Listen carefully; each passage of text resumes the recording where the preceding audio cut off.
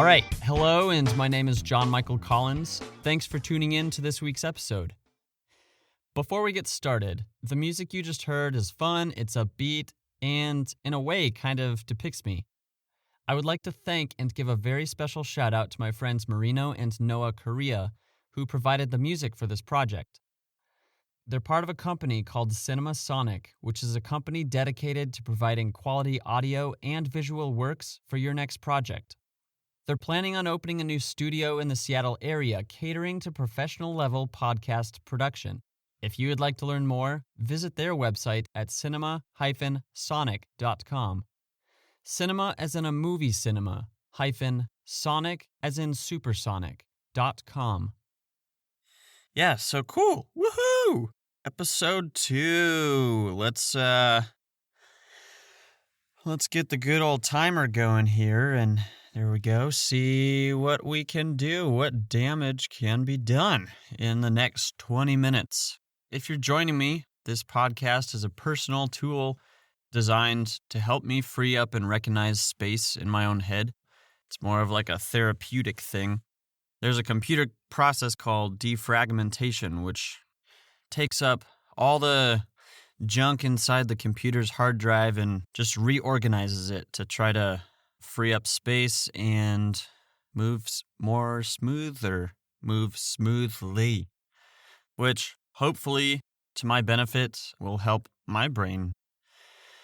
All my thoughts inside my head are crammed together, so it'll just be interesting to see where it goes. I have no expectations. It's just something to do, more or less. This isn't to seek any sort of social gain. It just, in turn, aims to share personal stories that would hopefully resonate with the listener. Just stories that I could share, experiences that I've had that are super quirky. And if absolutely nobody listens, I'm okay with that. Plus, talking to yourself is kind of fun, and maybe it's a sign of being psychotic. It's like I'm talking to myself. I'm talking to this space that I'm in. Yeah, it's like a little professional cozy studio where I don't have a lot of room to move around. But, I can stand up straight, move my arms out a couple inches, and if you have any questions about who I am, you can refer to my pilot episode. It's the only episode where I will, for the most part, give a basic summary of myself. Some things after recording the last episode that I dropped the ball on mentioning my family. I do have a family. You get a more focused time right now for me to focus on you. So I have 3 sisters and a mom and a dad. One of those sisters is a half-sister, but I round up because there's no such thing as your sister being less than 1. So maybe only by DNA and chromosomes and whatever, but to keep things less technical, because I've been told not to keep things super technical sometimes, but sometimes it's fun. I'm the youngest in my family. My first oldest sister, we spent a lot of time together growing up. She taught me a lot of things, as all siblings do, and how, opinions worked. And out of all my sisters has really taught me the most. But we butted heads a lot, and we still kind of budge heads, not as much, which is super cool because we're starting to get to that point in life where arguing and stuff it's just a waste of time. I mean, we still do it sometimes, but she's pretty cool. She is cool. She's very cool. And I'm excited to see where she goes. And if you're listening, please know that I love you. One experience with her that just pops into my head. This will be fun. One day before school, we went to the same high school. She drove me there. And as we were walking inside, I was 15 or 16. And I don't know what happened or what was said between me and her, but I just decided to wrestle her to the ground in the hallway of school. Fortunately, nobody was there. Yeah, that was weird. Okay, sister number two. Sister number two, she's awesome also. All my sisters are awesome. A story with this sister that randomly pops into my mind. There was a time in my life where we wrote letters to each other, which that was cool. How often does one write letters to their sibling? Almost never, but it was really unique. It was really cool. It brought us closer together because, like sister number one, we also went to the same school for a little bit. And I think because of this letter thing and also her being there to like teach me things as a sibling brought us closer together. And let's say the super coolest experience thing, just thought with sister two. We have this thing, or had this thing. No, we still have a thing where we will say to one another, I love you as high as the numbers go in the world, period, end, can't say anything. Ha! This actually came from the letters, which was pretty cool. Yeah, I'm super glad that I have a bridge with both of them. I have a bridge with all my sisters, and none of them are gone. None of those bridges are gone, which is super awesome. Sister number two, I love you. Sister number three, I have been on the lookout for hand sanitizer because neither of us have been able to find hand sanitizer.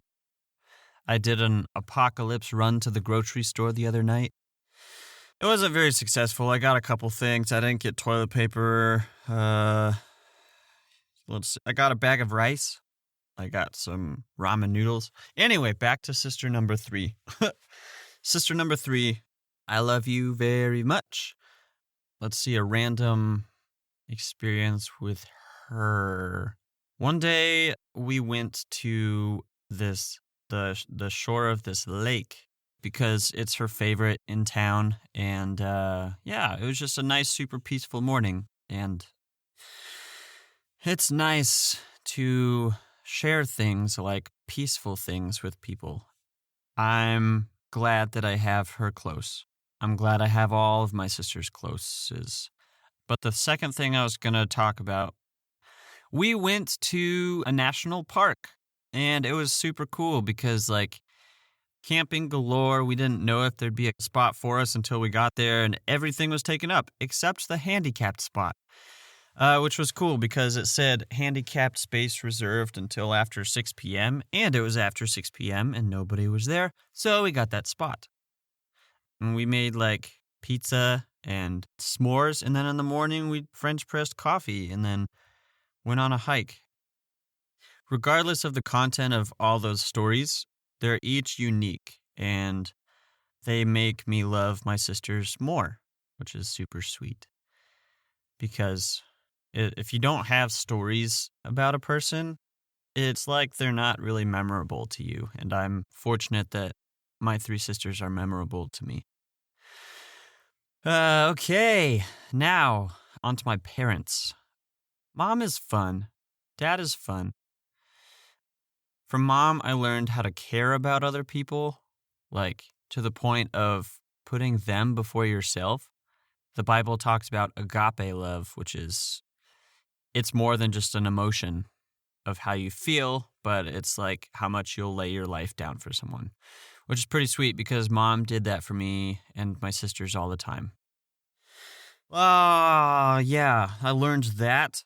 Mom, growing up, she was pretty isolated and really had every right to be because my parents divorced when we were all little, and it was up to her to raise us physically, be with her kids, and put up with her kids.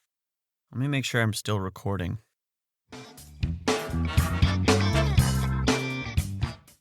Whew. Yeah, sometimes it freezes and that stinks.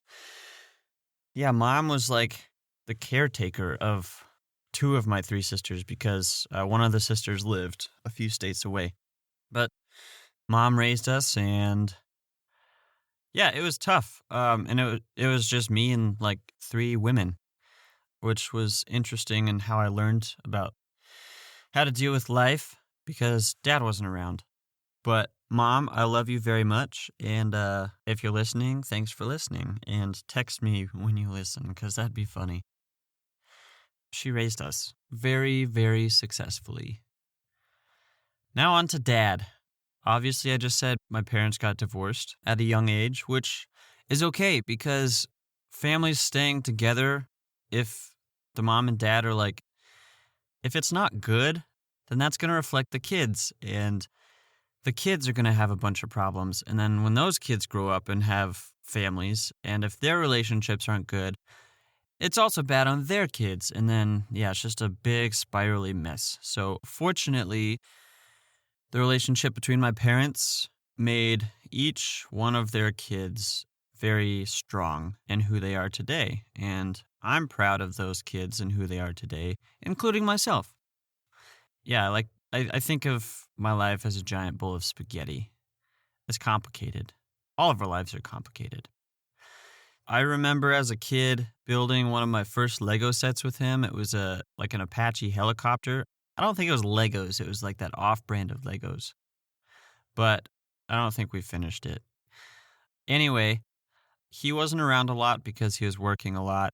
And that's okay because he valued the security of us kids. And I'm grateful for that. And now what's cool, I took you kind of on the low, but to bring that back up, him and I have a great relationship now. We actually talk a lot. We talk more than we did as I was a kid.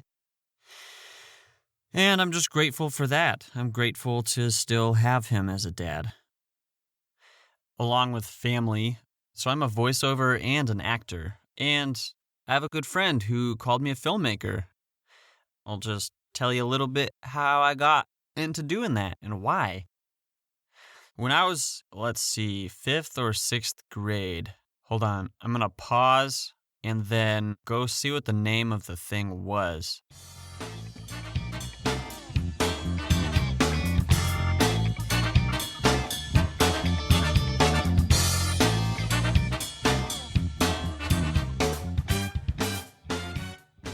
Okay, I'm back. I looked at my computer because there's a file on there. It's basically sheet music from a musical called In the Labyrinth. That was like my first exposure to the arts, but I still remember a dance from it. It's like you're pumping up a bicycle tire with one of those pumps, and then as you pump down, you're alternating by kicking out each leg. So that was the dance. So that was like the root of wanting to be an actor, and young kids my age at the time being actors too. I was like, Mom, I want to do that. I want to be famous.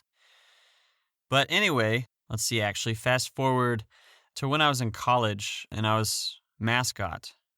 Through that, I got to be in 2 Capital One commercials. One of the commercials was Cy the Cyclone and Buzz from Georgia Tech. So I was there for a whole week. It wasn't just me. It wasn't just Buzz. If you watch the commercial at the very end, all the mascots are standing together, like cheering, and it was filmed in this giant room with this giant green screen. Yeah, it was super amazing, and I hope to someday see an even bigger green screen. It was amazing. Like the floor was green screened and the walls were green screened. The whole time felt like being on the set of Sesame Street. I'm talking way too much about that. It's okay, there's no rush, John Michael, because this is your mind, this is your thing. Get everything out. So I'll just, I'll take my time on it. There were a whole bunch of commercials, one of which, like I said, it was me and Buzz, and it was hilarious. And then all of a sudden, they're like, all right, we want you guys, put your heads on, because we were in our suits, just kind of sitting there until they got their stuff done. And we did a whole bunch of takes, and one of the takes I'll never forget. They're like, start eating the tortilla. They were tortilla chips, not potato chips. There's a difference.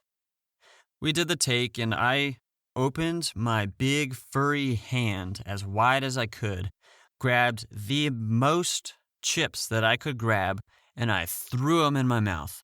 And they went all over the floor. They yelled cut, and they're like, okay, we're not going to do that again. It was just a big mess they had to clean up. After that point, I started getting a little bit more involved, and then I moved to Seattle, started taking acting classes, volunteering at an improv theater, Jet City Improv. I love all you people there, by the way. And started taking improv classes. I also started taking voiceover classes, which is kind of why I'm doing this whole thing, because one day I was like, oh, a vocal diary, that would be cool to do. People talk about creating content. This is my content. Yeah, I kind of felt led to start leaning a little more into voiceover as I pursue everything. I just want to learn it all, and then I can't talk. And then over time, narrowing things down. But ultimately, I just ended up here, People wake up one day and they find themselves, they're like twiddling their thumbs, and then next they're like, oh, I just twiddled together a bowl of soup or something. Soup is great. So we'll get this ball rolling. My magical wheel of improv has me talking about the time, I have written, to when I drove on frozen brakes. So I was driving. I started out in central Iowa to western Illinois to see my friend in prison. I had plans to spend 3 or 4 hours hoping that we could talk about whatever. In central Iowa, I did notice some squeaking on my brakes, but I just thought it was normal. But it was a higher squeak, and when you're driving, you're just like, oh, I'll just keep driving. It'll be fine. When you push on the actual brake pedal itself, it creates a bunch of fluid pressure from the brake fluid reservoir that you have in the engine compartment, and it activates a piston that presses into your brake pad, both your brake pads, that ultimately compress into the rotor, which slows the rotor down. And as I was driving, it was fine, but every time I pushed in the brakes, it was this really gurgly, weird, maybe not like that, sound. Now, what happens if that piston is compressed and it becomes frozen? In other words, it doesn't retract, it doesn't move back to its starting position, it stays frozen. Your brake pads are just continuously wearing in and in and in inside to the rotor until eventually, oh gosh, I got 2 minutes. If I go over a couple minutes, no, I promised, I made a promise. Long story short, I get a couple miles from the prison. I spent 2 hours getting new rotors, getting new brake pads, because the brake pad is composed of a certain amount of material that sits on top of a piece of metal. Once all the material is degraded off, then you just have metal rubbing on metal, and it gets bad and it wears, and you have to get it replaced. So I had 2 of those. Both of them were garbage. As one of my sisters taught me about spending time with people, it's not about the quantity of time, it's about the quality of time you spend with someone. But, when you get lemons, you make lemonade, or just throw them up in the air and see which one you catch. I had 3 or 4 lemons and I only caught one. But it was okay because, I got to see my friend. If your brakes are squeaking, get them checked out. I really want to thank you from the deepest part of my heart for tuning into this episode. Please feel free to share this with your family and friends and anyone and everyone you know. And also, if you don't mind, head over to my website, which acts as my creative portfolio. johnmichaelcollins.com. Pancakes, just flipping them. Thanks for listening.